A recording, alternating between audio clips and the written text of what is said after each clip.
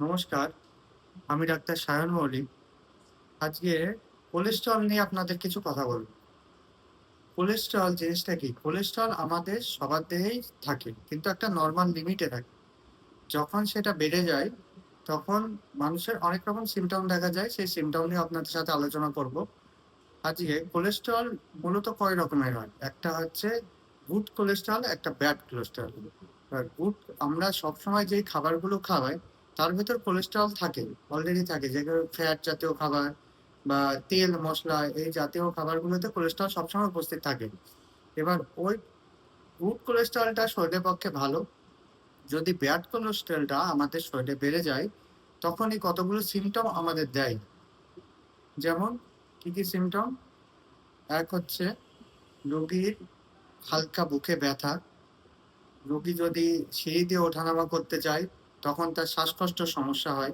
মানে শ্বাস নিতে সমস্যা হয়, বুকে ব্যথা হয়, তার সাথে একটু লেথার্জি ভাব হয়, ভালো লাগে না, মাথার যন্ত্রণা হতে পারে। অ্যা এছাড়াও যা সমস্যা, একটু হাতে ব্যথা, সারা শরীরেও ব্যথা হতে পারে। এছাড়া খেতে গিয়ে অনেক সময়, খাওয়ার সময় মনে হয় যে তার খিদে পাচ্ছে না, অ্যানোরেক্সিয়া যেটাকে বলে, এই সিম্পটম গুলো থেকে যায় কোলেস্টেরলের সাথে। এবার কোলেস্টেরলের আমরা বুঝবো কি করে? যখন ডাক্তারবাবুর কাছে যাবেন, এইসব সিম্পটম গুলো ডাক্তারবাবুকে বলবেন, তখন উনি কতগুলো টেস্ট করতে দেবেন। কতগুলো এক্সামিনেশন অবশ্যই করবে, তার সাথে কতগুলো টেস্ট করতে দেবে। তার মধ্যে একটা হচ্ছে ইম্পোর্টেন্ট জিনিস হচ্ছে লিপিড প্রোফাইল। লিপিড প্রোফাইল করলে আপনারা টোটাল কোলেস্টেরল, ট্রাইগ্লিসারাইড, তার সাথে এইচডিএল, হ্যাঁ, এলডিএল, এই কোলেস্টেরল গুলো আমাদের সবসময় দেখতে হয়। এবার এরও একটা নরমাল রেঞ্জ আছে। সেই রেঞ্জের উপরে যদি বেড়ে যায়, তাহলে ডাক্তারবাবু অবশ্যই আপনাকে কতগুলো ডায়েট মেইনটেইন করতে বলবে। তার সাথে কতগুলো ওষুধ দেবে। এবার ডায়েটের মধ্যে আমরা কি কোলেস্টেরলের জন্যে খেতে পারি? আর কি খেতে পারি না?